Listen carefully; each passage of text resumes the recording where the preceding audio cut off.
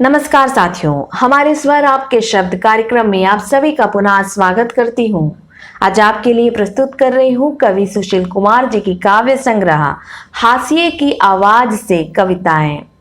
साथियों, उनका जन्म 13 सितंबर 1964 पटना सिटी बिहार में हुआ। उनकी स्कूली शिक्षा एवं साक्षरता विभाग रांची में।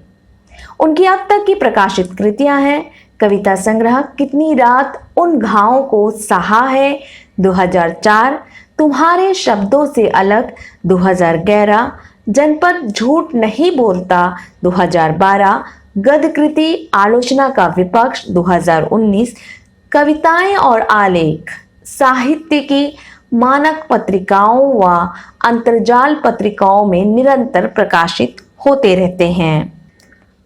काव्य संग्रह लिख चुकने के बाद कवि सुशील कुमार जी कहते हैं, इस संकलन की कविताओं के बारे में केवल इतना ही कहना चाहूँगा कि इसमें सन 2012 से 2017 तक की कविताएं हैं। बाकी अपनी कविताओं को लेकर मैं किसी मुगालते में नहीं हूँ। हाशिए की आवाज़ जैसा संकलन का नाम है, अधिकतर कविताएं भी वैसे ही हैं। हाशिए पर खड़े लोगों का प्रेम, पीड़ा, दुख, द्वंद, आत्मसंघर्ष और प्रतिरोध ही इन कविताओं के मूल में है। 13 जून 2017 को छोटे भाई अमर की अकाल मौत से मैं इतना टूट गया कि मुझे फिर से जुड़कर आपके सम्मुख पुनः आने में बहुत वक्त लगा है। यही इस संकलन के विलंब से निकलने का कारण है। इस संग्रह का आवरण चित्र बड़े भाई कुंवर रविंद्र जी ने बनाया है।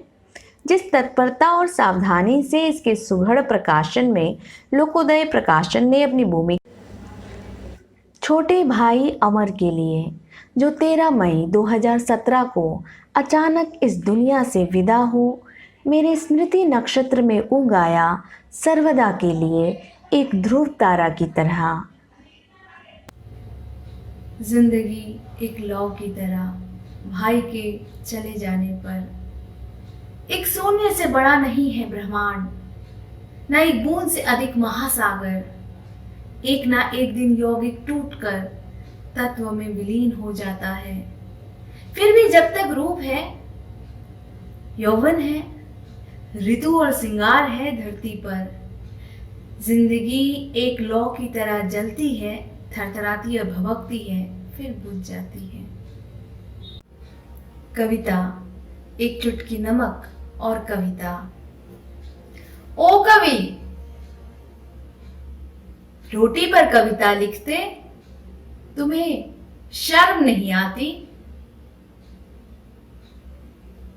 क्या एक चुटकी नमक जुटा सकती है तुम्हारी कविता? तुम्हारी कविता से न दुख कम होता है, ना 2 जून की रोटी ही मिलती। फिर कभी क्यों नाम लूटते हो अपना? तालियां क्यों बटोरते हो? कविता में जाने से पहले आओ कवि काम पर चले। 21वीं सदी में फूक पर कविता लिखते हुए तुम्हें शर्म आनी चाहिए। कविता बुरे वक्त के लिए। जैसे तपते मरुथल के गर्भ में कहीं रिश्ता रहता है जल, जैसे सूखे बीज में बची रहती है थोड़ी आर्द्रता, जैसे अकाल में भी बचाए रखती है धरती अपने अंतस में गीलापन, आओ थोड़ा आंखों का जल सहेजे। बुरे वक्त के लिए आंखों में जितना काजल है उतना भी शर्म बचाए।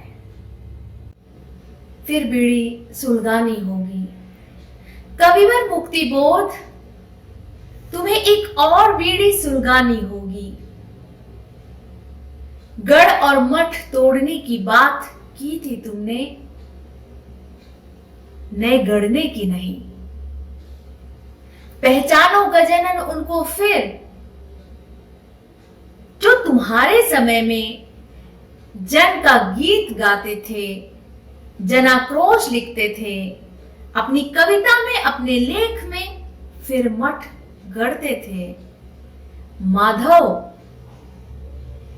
तुम्हें एक बार फिर बीड़ी सुलगानी होगी, फिर कविता का नया आत्म संघर्ष लिखना होगा, धुओं के झल्लों से उनको फूंकना होगा।